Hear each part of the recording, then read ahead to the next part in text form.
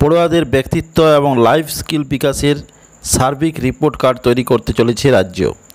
National council of educational research and training NCERT এবং জাতীয় শিক্ষানীতিকে মান্যতা দিয়ে এই রিপোর্ট কার্ড তৈরি করা হবে, যার নামকরণ করা হয়েছে হলিস্টিক রিপোর্ট কার্ড।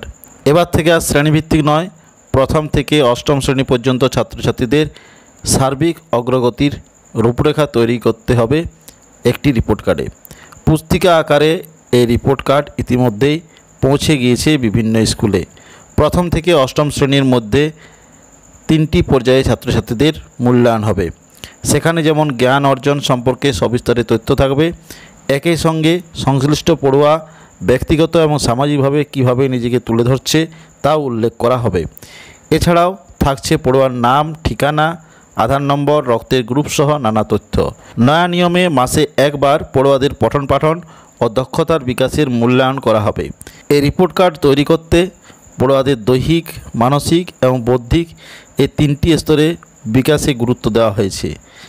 বিকাশ ভবন সূত্রের খবর, এই হলিস্টিক রিপোর্ট কার্ড এর মাধ্যমে পড়ুয়ার সাংগঠনিক দক্ষতা, আবেগ নিয়ন্ত্রণের ক্ষমতা, বন্ধুত্ব স্থাপন, নেতৃত্বদানের দক্ষতা সমস্ত কিছু যাচাই করে গ্রেড দেওয়া হবে।